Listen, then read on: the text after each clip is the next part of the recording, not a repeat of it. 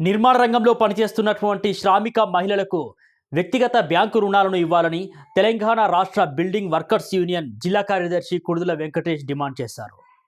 రేగొండ మండల కేంద్రంలో building construction worker union AITC నాయకులు మీడియా సమావేశాన్ని ఏర్పాటు చేశారు. ఈ సందర్భంగా బిల్డింగ్ కన్స్ట్రక్షన్ వర్కర్స్ యూనియన్ జిల్లా ప్రధాన కార్యదర్శి కుడుదల వెంకటేష్, రాష్ట్ర కౌన్సిల్ మెంబర్ బండారి లావణ్యలు పాల్గొని మాట్లాడారు. ఈ కార్యక్రమంలో సుద్దాల వీరలక్ష్మి, శ్రీపతి మమత, శ్రీపతి కళ్యాణి, శ్రీపతి అనిత, గునికంటి స్వర్ణలత తదితరులు పాల్గొన్నారు. భూపాలపల్లి జిల్లా వ్యాపితంగా భవన నిర్మాణ రంగంలో పనిచేసేటువంటి శ్రామిక మహిళలు రిజిస్ట్రేషన్ నమోదయ్యి సుమారుగా 15,000 మంది పైచిలుకున్నారు. వీళ్ళందరికీ సంక్షేమ బోర్డులో ఉండేటువంటి సంక్షేమ పథకాలతో పాటు వ్యక్తిగతంగా బ్యాంకు రుణాలు అందించాలని చెప్పేసి building construction workers union AITC ప్రభుత్వాన్ని డిమాండ్ చేస్తూ ఉంది. దాంతోపాటు ఈ జిల్లా స్థానికంగా ఉండేటువంటి జిల్లా కలెక్టర్ గారికి రిప్రజెంటేషన్ ఇచ్చినాం. ఎందుకంటే సీజనల్లో పనులు దొరకకపోవచ్చు, అన్ సీజన్లో పస్తులు ఉండేటువంటి ప్రయత్నం ఉంది.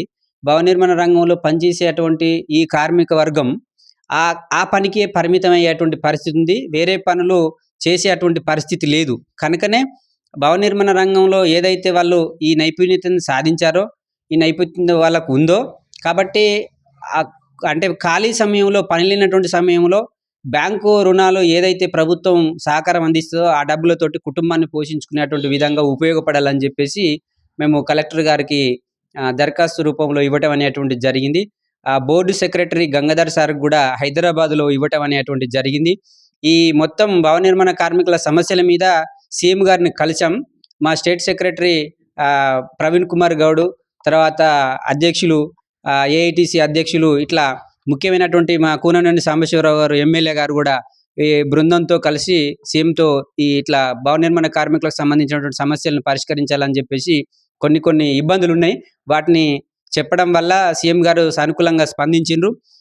ఆ స్పందించేటువంటి క్రమంలోనే ఈ వ్యక్తిగత రుణాలకు సంబంధించినటువంటి ఎలాంటి షరతులు లేకుండా ఇవ్వాలని చెప్పేసి వారికి విన్నవించినాం. వాళ్ళు కూడా ఒప్పుకున్నారు.